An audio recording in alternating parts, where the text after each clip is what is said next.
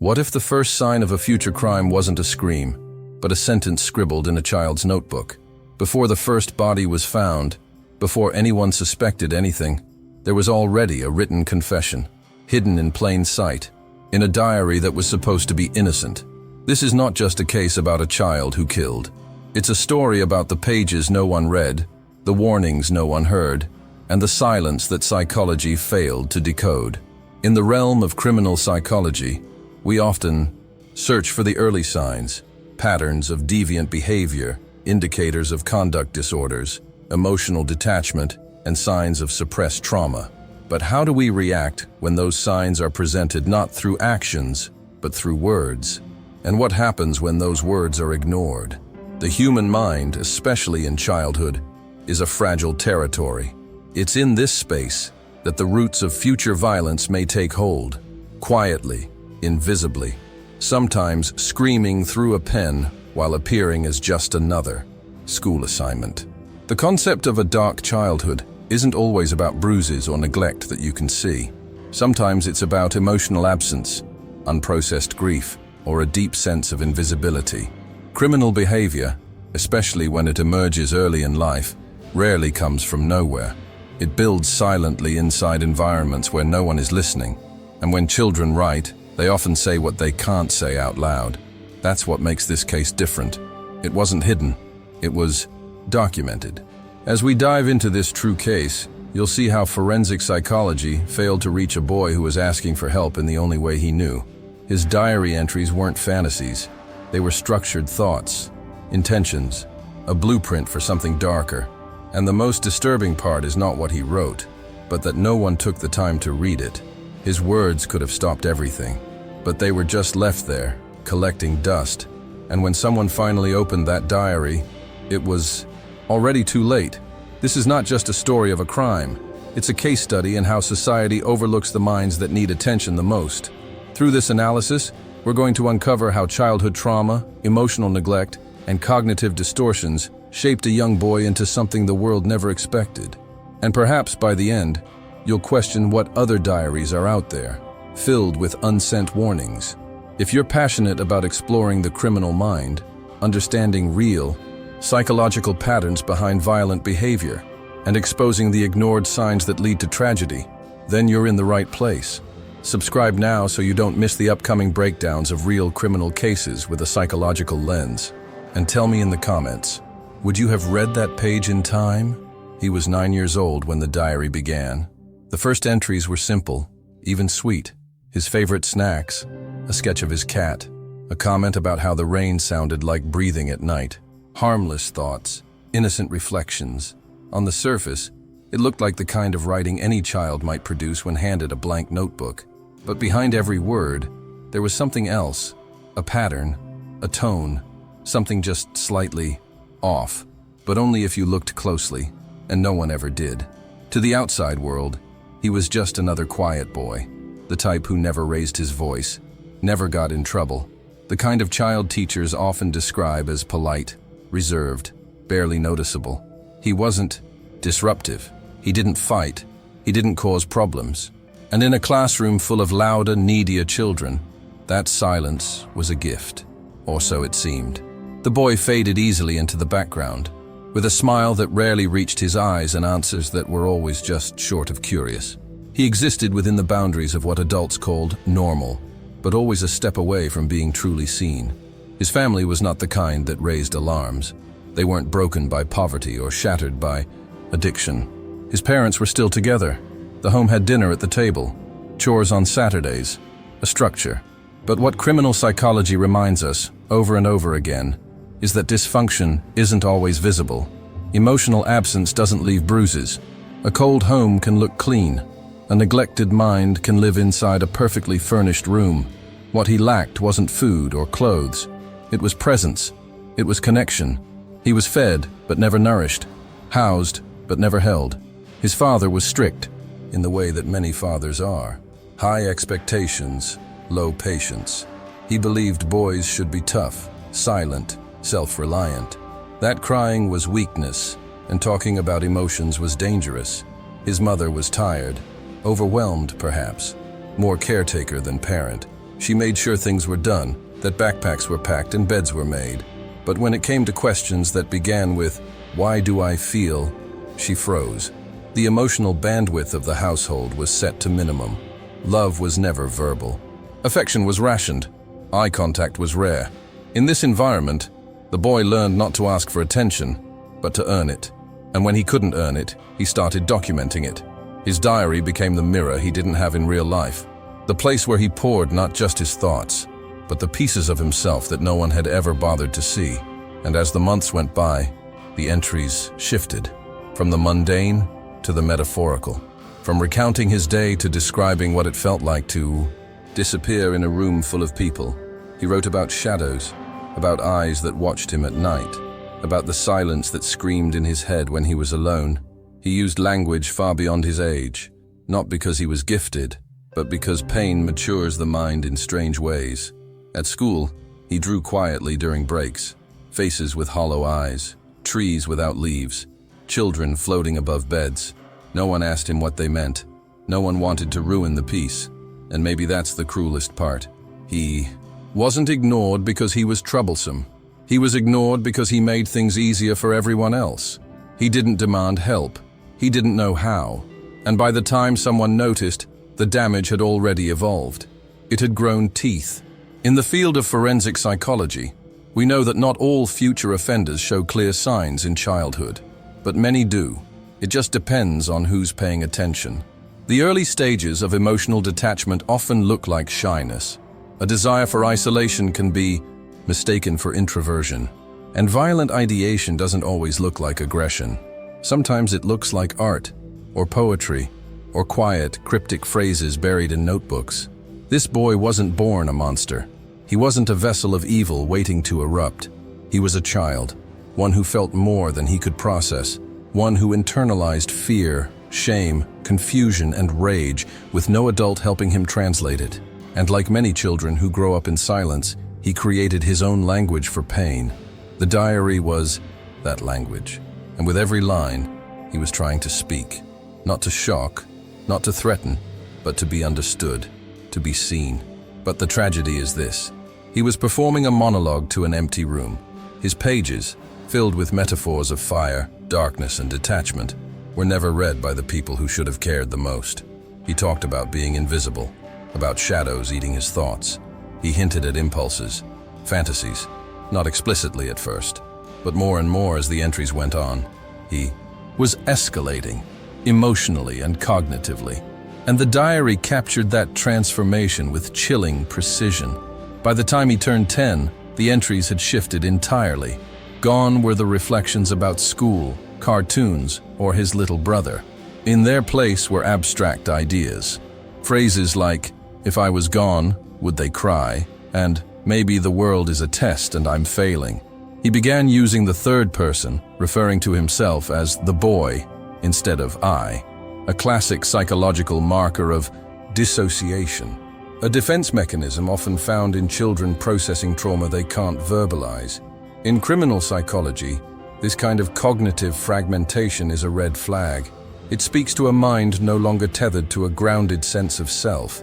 Still, there were no tantrums, no threats, no violence, just more writing, more drawings, more signs that no one was trained to recognize. Because when a child doesn't scream, when he doesn't hit or break things, the system doesn't respond.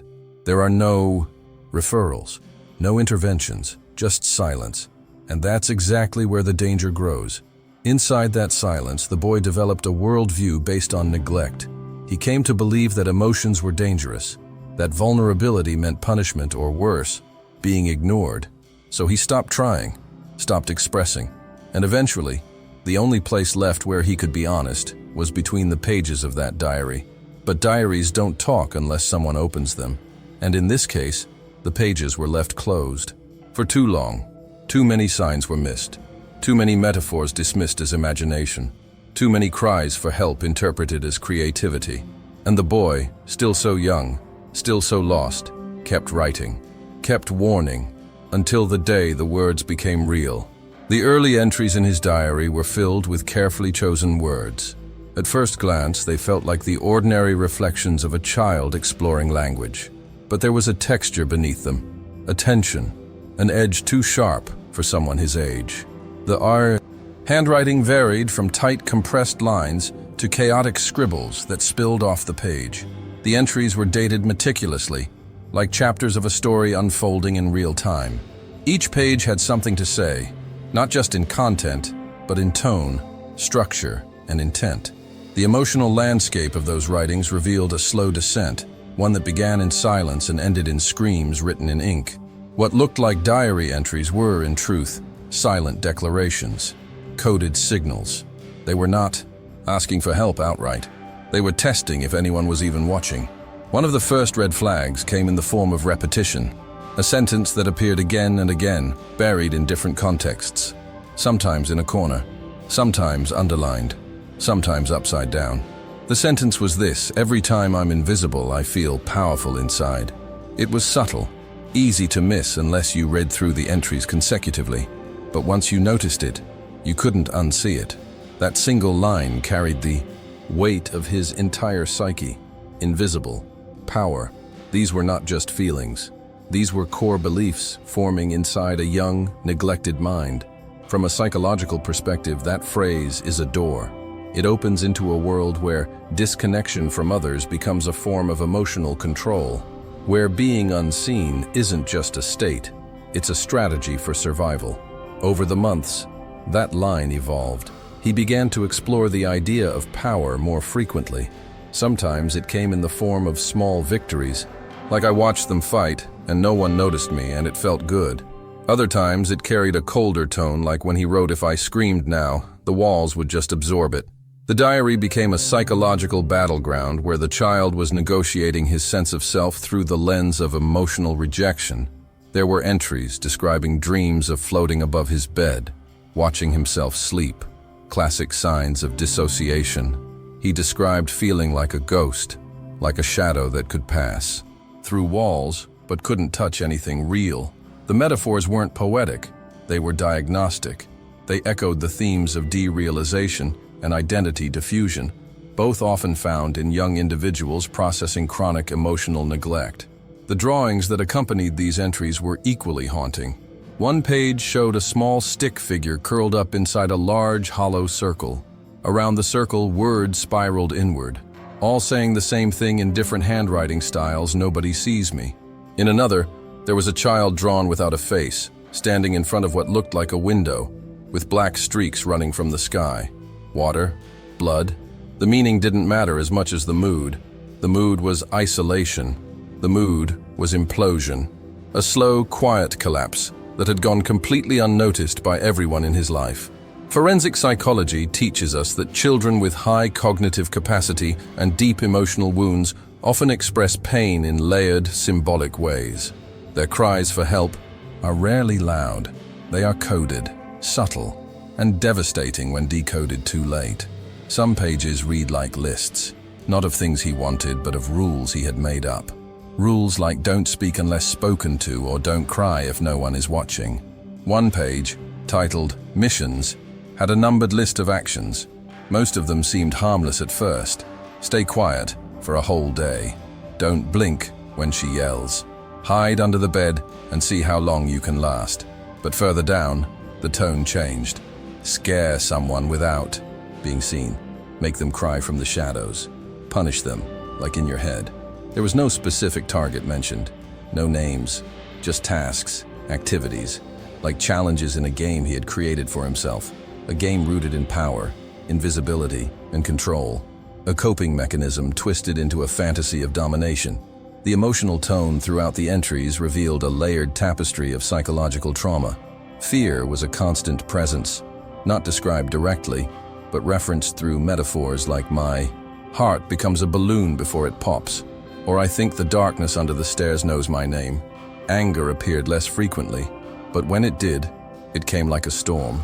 One entry said, "The kitchen knife looked at me today, and it wasn't scary this time." Another described a moment where he imagined shrinking his parents until they were small enough to trap in jars, not to hurt them, but to make them listen, to finally hear what he had never been able to say out loud. This kind of symbolic aggression is crucial in criminal behavioral analysis. It's not about physical violence yet. It's about emotional rehearsal. The brain begins to map power through control fantasies, especially when a child feels powerless in real life. These thought patterns, when reinforced by ongoing neglect, can grow into behavioral intentions. The diary served as a safe container for those thoughts, but it also became an echo chamber. With no adult intervention, no interpretation, no redirection, the thoughts grew, louder, stronger, more detailed. There were also entries that bordered on prophetic. He would describe future scenarios with eerie calmness. In one, he wrote, "Tomorrow I will be different and no one will notice, but I will know." Another ended with, "Next time, it won't just be words." These were not cries for attention. They were foreshadowing. Not threats, but promises made in silence. Children with deeply internalized trauma often process emotional pain through imagined transformation, becoming invisible, becoming monsters, becoming gods. In his case, it wasn't about fantasy. It was about inevitability. The final weeks of entries before the event were the most structured, almost ritualistic. Each day had a heading. He used codes, shapes, recurring symbols. One in particular appeared repeatedly, a triangle with a dot inside. It showed up in margins, in the middle of pages, sometimes drawn over other words. In psychological analysis, such symbols can represent fixations, obsessions. They may link to internal belief systems or represent identities the child is forming. That triangle, for him, might have meant control, or focus, or danger. Without access to his own voice, the symbols became his vocabulary. There was one page that stood out. Different paper, different pen. The handwriting was almost unrecognizable. Larger, shakier, more frantic. It said only 3 things: "I waited, I warned, I'm done." That page was never dated, never numbered. It had been slipped between other entries, not bound into the spiral like the rest.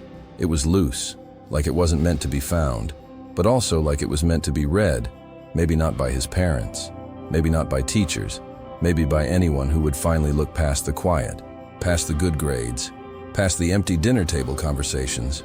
Someone who could see the boy for what he really was, a child building a language of pain with no one to translate it.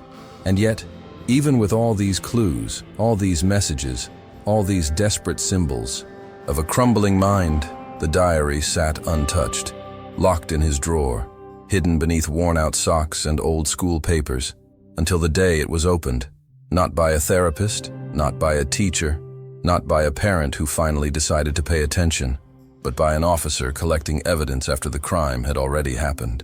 By then, the pages were no longer warnings. They were records, a timeline of neglect, a psychological map of how a child's thoughts were ignored until they became actions. Now, the question isn't whether he meant what he wrote. It's whether he ever had a choice, whether anyone ever gave him another way to be heard, and what those pages truly reveal about the line between imagination and intention in the fragile mind of a child left too long in silence.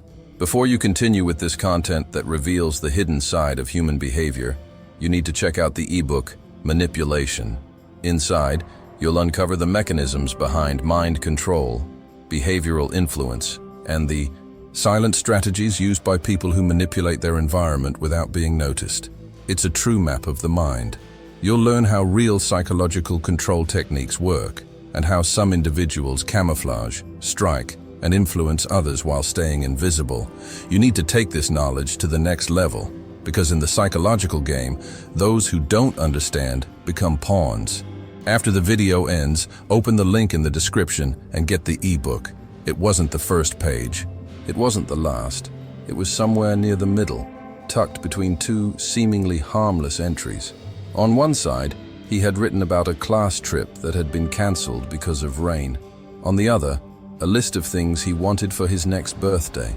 But in between, on a page that bore no title, no date, and no margin drawings, he wrote something different, something structured, something dangerous. At first glance, it looked like a story. That's what everyone assumed, just another fictional escape from a child who had become known for scribbling dark tales in the margins of his notebooks. But this page had no characters, no dialogue, no imagination. It read like a plan, a process, a sequence. It began with timestamps, times of day, moments described with precision, morning, midday, after dinner, but nothing specific about actions, just observations. When people usually leave, when they come back, what doors they use, how long it takes for each of them to fall asleep. Then came the phrases, short, mechanical, written with purpose. He repeated some of them more than once as if rehearsing them. Timing matters. Be quiet. Don't shake. Don't look in the mirror. The handwriting on this page was tighter than usual. Every letter clenched. Lines barely spaced apart. There were no spelling mistakes. No smudges. It was practiced. Rewritten. Final. Criminal psychology recognizes this kind of writing as premeditative structure. Not a creative outlet, but a behavioral rehearsal. The child was organizing his intentions cognitively before translating them into behavior. These kinds of documents, when uncovered after a violent event, are referred to as advance declarations. They are not fantasies. They are confessions made in advance. But in this case, no one read the confession until the damage had already been done. Some might argue that he was just a disturbed boy writing strange things, that children don't always understand the weight of their words. But this page had none of the abstract metaphor that marked his earlier entries. No mentions of shadows or floating above himself. No hidden meanings. It was raw, literal, methodical. Every action was broken down into parts. Every barrier accounted for. Every emotion stripped out of the description. He wasn't imagining something terrible. He was preparing for it. Slowly, quietly, logically. The paper was folded once, then again. It had creases down the middle that suggested he carried it with him, maybe in his pocket, maybe tucked inside his shoe, somewhere close to the skin. The ink was slightly different from the rest of the diary, darker, pressed harder into the paper. Analysts believe he may have rewritten it several times, editing along the way, adjusting details, making it cleaner, more exact. He added boxes next to each line, as if marking steps in a checklist. A psychological attempt to exert control in a world where he had felt none. This page didn't scream. It didn't beg. It simply stated, a declaration without emotion. A strategy from a mind that had already crossed into detachment. What's even more haunting is how it went unnoticed. This wasn't a hidden document under a mattress. It was in the same diary he left on top of his desk almost every night. His parents never opened it. They believed in privacy. Teachers saw him writing often but dismissed it as a positive habit. Therapists never reviewed his personal notebooks because he never showed behavioral aggression. In fact, he was often praised for his introspection. They called him self-aware, independent, deep, but not dangerous. That's where the gap becomes fatal. In forensic behavioral profiling, there's a critical distinction between introspection and internalization. One is healthy. The other, if left unprocessed, becomes volatile. The boy had internalized every fear, every slight, every moment of emotional absence. And when those experiences were never acknowledged, they calcified into something colder, something clinical. On this page, we see not just a plan, but a transition, from confusion to intention, from emotional injury to cognitive action. The layout of the page mirrors that of tactical planning. 3 phases: before, during, after. He labeled them with initials. He gave each phase a list of tasks. The after section is perhaps the most chilling. It didn't contain an escape strategy. It didn't suggest hiding or denial. Instead, he wrote what he expected would happen. Not hoped, expected. The way someone might accept the weather. Someone will cry. Someone will scream. They will say they didn't see it coming, but I gave them every sign. That last sentence wasn't hidden. It was underlined. Twice. He was aware, fully aware that his behavior had been a slow-burning signal. He knew the diary was full of red flags, and he believed no one cared enough to read them. So he made sure this page would say everything he couldn't. Looking back, the missed opportunity is glaring. The warning wasn't subtle. It wasn't vague. It was structured enough to qualify as pre-offense documentation, something law enforcement agencies now use in criminal analysis models. But in the context of a child, the adult world filters this kind of evidence through disbelief. They assume it's impossible, that a child wouldn't have the capacity to plan something that serious. But the truth is, children understand pain. They understand patterns, and in the absence of guidance, they begin to map their own logic around that pain. That logic, unchallenged, can lead to outcomes like this one. When authorities found the diary, this page was the first one flagged. The detective who opened it reportedly paused for several minutes before speaking. According to the report, he said, "This is not fiction. This is a confession, in advance." And yet, it had sat there, untouched, while the boy continued to move through his routine, going to school, eating dinner, drawing, writing, building the architecture of a tragedy that had been announced long before it happened. This single page became the focal point of the investigation. Experts in child psychology were brought in to interpret it, but there was very little left to interpret. It was clear, too clear, and that clarity is what makes it so disturbing. Because if this had been presented earlier, even as a fictional piece, it might have sparked intervention, a mandatory evaluation, a school report, something. But because it was written in solitude by a child deemed too quiet to worry about, it was just another page in a stack of many, until it wasn't. The implications of this page go beyond the crime itself. It challenges how we perceive children's capacity for harm, how we monitor emotional red flags, and how we fail to connect the dots between creative expression and psychological deterioration. What began as a journal of feelings turned into a manual of action. What could have been an entry point for therapy became evidence in a courtroom. The diary was no longer a safe place. It was a crime scene on paper. The existence of this document has also raised deeper ethical questions in the field of forensic psychology. Could predictive behavior have been identified earlier? Should mental health professionals be trained to read between the lines, literally, when evaluating children who write obsessively? And perhaps the hardest question of all, how many more children are documenting similar pages right now, unseen, unheard, and untreated? This page did not emerge from nowhere. It was the product of accumulation, of subtle wounds, of internal storms with no outlet. The child who wrote it did not start with violence. He started with metaphors, with drawings, with questions no one answered. He moved slowly, carefully, like someone hoping on some level to be stopped. But no one stopped him. The words sat there, waiting, not to be admired, not to be decoded, but to be believed. And when no one did, the page became something else entirely. Not just a warning, not just a plan, but a point of no return. It marked the moment when thought became form, when the inner world crossed over into reality, when silence turned into strategy. And still, the diary remained on the desk. Still, the pages waited. By the time professionals began to analyze the boy's diary, the psychological damage was no longer theoretical. It was documented, manifested, chronologically recorded across pages that tracked the gradual disintegration of his internal world. Each entry, each drawing, each fragmented sentence revealed something more than confusion or imagination. They revealed trauma, not trauma marked by obvious scars or hospital reports, but emotional trauma, the kind that etches itself into cognition, reshaping a child's developing sense of reality. What they saw in the diary was not simply a disturbed child writing about dark thoughts. It was a detailed psychological timeline of descent. What started as subtle signs of sadness became unmistakable patterns of dissociation, disconnection, and psychological collapse. Forensic psychologists who later reviewed the material agreed unanimously that the child had been in a prolonged state of psychological neglect. One expert described it as a textbook case of emotional neglect leading to psychotic detachment.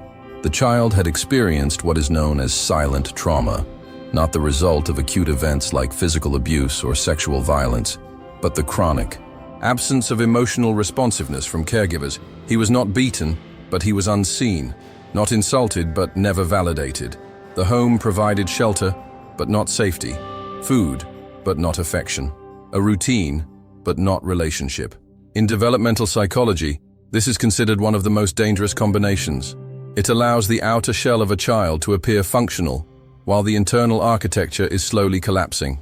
When investigators revisited the timeline of the boy's life, they found consistent patterns of emotional abandonment. Teachers reported that he rarely participated in class discussions, not out of fear, but out of disinterest. He rarely cried or reacted to emotional content. One teacher described him as a ghost in the classroom. He was there, but not present. That detachment was the first signal. Children naturally seek connection. When they stop trying, it's not because they have matured, it's because they have adapted. And adaptation, in this case, meant building. A private world inside his own head where logic replaced love and detachment replaced distress. Over time, that internal world became more vivid than the external one. He began referring to himself in the third person, not just in his writings, but eventually in speech, at home and at school. He would say the boy doesn't like that, or he wants to be alone. This is not imagination. This is a clinical marker. Dissociation, the separation of self from self, a coping mechanism that can offer temporary, psychological relief in the face of overwhelming emotional stress. But in chronic cases like this, it creates identity fragmentation. The child no longer sees himself as a whole person. Instead, he begins to construct mental avatars, separate identities to carry the weight of emotions he cannot process as himself. In several of the later entries, he began describing out-of-body sensations, watching himself from the ceiling, hearing voices that weren't threatening, but commanding, telling him to stay still, to observe, to wait. He described these moments not with fear, but with indifference, as if detachment had become the norm. These are signs of psychotic features, not necessarily full-blown psychosis, but psychotic-like symptoms often found in severe cases of early-onset trauma-related disorders.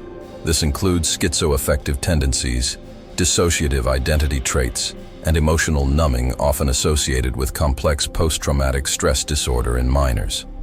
A consistent theme in his writing was surveillance. He frequently described feeling watched, not by people, but by presence, by silence itself. He believed silence was alive, that it breathed, that it filled rooms like a gas and pushed against his skin. This anthropomorphizing of abstract concepts is common in children with intense inner worlds, especially when those worlds lack grounding in external feedback. It is an attempt to make sense of overwhelming feelings by assigning them shape and agency. Forensic evaluations later interpreted this as an early form of psychotic ideation rooted in prolonged derealization. He could not trust his senses because his senses had never been validated. No one ever said, "I hear you," so he created entities that did. The diary also showed a fixation with control. From the earliest pages to the last, there was a deep obsession with tracking, ordering, structuring his environment. This is typical of children who feel powerless. Control becomes a substitute for safety. If he could write it down, he could survive it. If he could organize it, he could understand it. If he could plan it, maybe he wouldn't feel it. But what begins as a coping tool can evolve into a dangerous mental framework. When control fails to relieve suffering, it turns cold, clinical cold. Emotions are discarded. Planning becomes its own language, and eventually that language stops including empathy. That transition was visible. Early entries questioned things like, "Why do they never see me?" or "What did I do to become invisible?" But by the end, those questions were gone, replaced by statements like, "They will see me now, and maybe silence is better than sound." The shift from inquiry to declaration marks a cognitive closure. The child no longer believes his situation can change. He no longer seeks comfort. He seeks meaning, even if it's destructive. The neurological implications of this are profound. Under constant emotional neglect, the brain's reward system rewires. Dopamine release can begin to favor fantasies of power over moments of connection.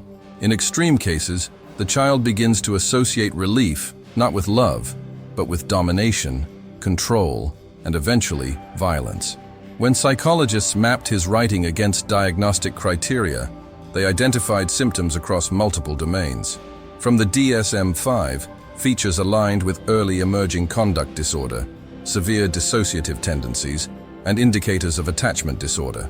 Notably, there were no signs of classic antisocial behavior in early development, no cruelty to animals, no theft, no fire setting, which is what made him so easy to miss. He didn't fit the stereotype, And because he didn't fit, he was forgotten. One clinical report stated that if his writings had been presented earlier, he would have qualified for intensive intervention under trauma-focused cognitive behavioral therapy with a dissociative specialization. But they weren't. Instead, his behavior was seen as self-regulation, his silence interpreted as resilience, his autonomy celebrated, all while he was slipping deeper into a psychological state where reality was no longer a shared experience, but a private equation, where emotions equaled weakness and action equaled existence. There was also a profound absence of language around love. Across hundreds of entries, he never used the word love once, not toward his parents, not toward himself. The closest he came was the phrase, "I feel warm when I'm not here," and even that was surrounded by descriptions of empty rooms and sleeping in closets. Love, in his schema, did not exist as a feeling. It existed only as a theoretical absence. That kind of emotional void does not happen spontaneously. It is cultivated over time, in silence, in repetition, in isolation.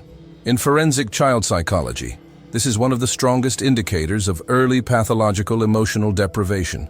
Even when he wrote about what he had done or planned to do, there was no hatred, no rage, just detachment. Like he was describing the steps to fix a broken object. Like he had emotionally anesthetized himself to the implications. And that is what terrified the professionals the most. Not the event, not even the planning, but the calm, the absence of emotional weight. It suggested that he had moved past the point of crisis into a state of psychogenic numbness, where even morality becomes irrelevant, because the internal world no longer mirrors the external one. Every word in that diary was a breadcrumb in a psychological wilderness that no one dared to enter until it was too late. And now that the path has been retraced, the image is clear. A child abandoned not in violence, but in vacancy. A boy who whispered through ink until whispering lost its use. A mind that tried to translate pain into structure, structure into safety, and safety into action, only to find that no matter how carefully he planned, the silence remained. The diary remained on the desk, pages undisturbed, ink settled. Collection of warnings, waiting for someone to notice. The silence that surrounded it wasn't accidental, it was structural. A silence built by a system that sees behavior, not intention. Grades, not patterns. Smiles, not fractures. And so, no one read it. Not when it mattered. Not when it was still a message instead of a monument. Because reading a child's pain requires discomfort. It demands we look beyond what is easy and confront what is disturbing. But how often are we really willing to do that? How often are we truly listening when a child speaks in anything but words? The story written in those pages was more than personal. It was systemic. It was an indictment of every adult who mistook quiet for calm, who saw a routine as reassurance, who believed that children only cry when something is wrong. He didn't cry. That's why he was invisible. That's why his notebook became his only voice. And when that voice finally screamed, it did so in a language no one had learned to read. Psychological detachment doesn't begin with violence. It begins with neglect. It begins in rooms filled with adults who are physically present but emotionally absent. In homes where no one says goodnight and no one asks real questions. In schools where overworked teachers check boxes instead of signals. The boy's descent wasn't inevitable. It was gradual, predictable even, in the eyes of forensic developmental psychology. There were signs everywhere, from the way he distanced himself in group activities to how he avoided eye contact when asked about his feelings.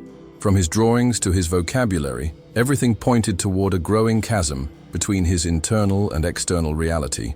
But instead of being seen as warnings, they were dismissed as personality quirks, shyness, imagination, maturity. When children are emotionally starved, they often grow up fast, but not because they're ready, because they have no choice. And in growing up too fast, they often bypass stages of emotional development that are critical for empathy, moral reasoning, and social connection. What if someone had read that page? Not after the damage, but before. What if a teacher had asked about the triangle symbols that kept showing up in the margins? What if a parent had noticed that the diary was never locked, never hidden, almost as if it was meant to be found? What if a counselor had seen the pattern in his language, The repetition of phrases tied to themes of invisibility, control, and self-erasure. Would that have been enough? Would it have altered the outcome? We can't say with certainty, but we can say this. He wanted to be read. That much is clear. He left the notebook open. He didn't rip out the pages. He didn't bury them or destroy them. He documented everything, line by line, day by day, like someone hoping each word might matter to someone eventually. That kind of behavior, from a psychological lens, reflects a need for acknowledgement. Not fame, not infamy, just acknowledgement. Recognition that what he was feeling wasn't just in his head, that his thoughts had weight, that he wasn't a ghost walking through the lives of others, unnoticed and unheard. Children who become emotionally numb are often the ones who once felt too much and got no response. Their numbness is not natural. It is cultivated by silence. The emotional detachment that marked the end of his writings wasn't the beginning. It was a result, a product of chronic invisibility. In clinical analysis, this type of progression is commonly linked to unresolved developmental trauma. And yet, our society continues to wait for the loud symptoms, the aggression, the breakdowns, the disruptions, before we intervene. We wait until it's comfortable to act. But the truth is, by the time it becomes comfortable, it's usually too late. How many notebooks are out there right now filled with similar pages? Pages written by children who sit quietly in classrooms, never drawing attention. Children who complete their homework, smile when prompted, and say they're fine even when everything inside them is breaking. Pages full of metaphors that sound poetic until they're reread after a crisis. How many warning signs are being mistaken for creativity? How many cries are being misheard as curiosity? How many minds are unraveling in silence because we never taught ourselves to listen without words? This is the question that lingers, not just in this case, but in every similar one. Would you have noticed? Would you have taken a second glance? Would you have read the words twice?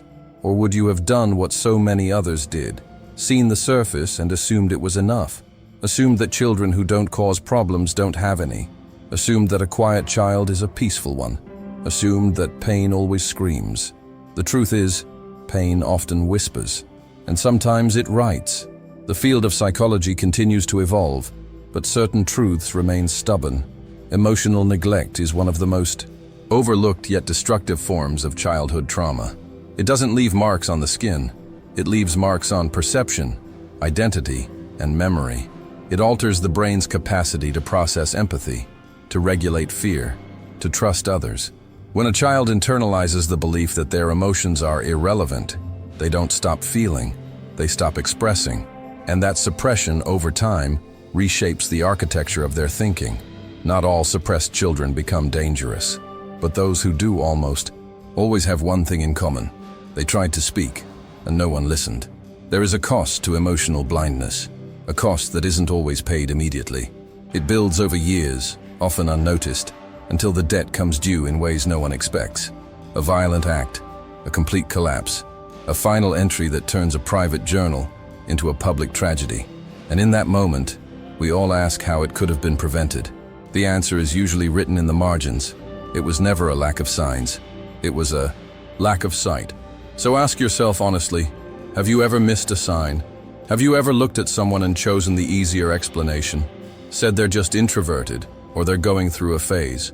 Have you ever noticed someone drifting away emotionally and told yourself they'll be fine if they just get some space?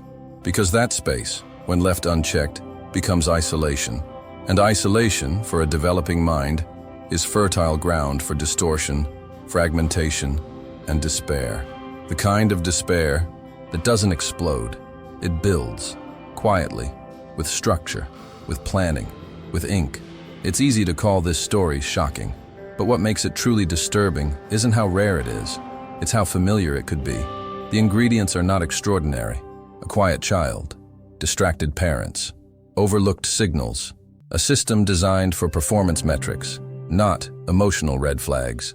The real story is how common the early chapters are, how close they might be to someone you know, someone in your home, your class, your neighborhood, the person who never complains, who always says it's fine, who smiles with their mouth but never with their eyes.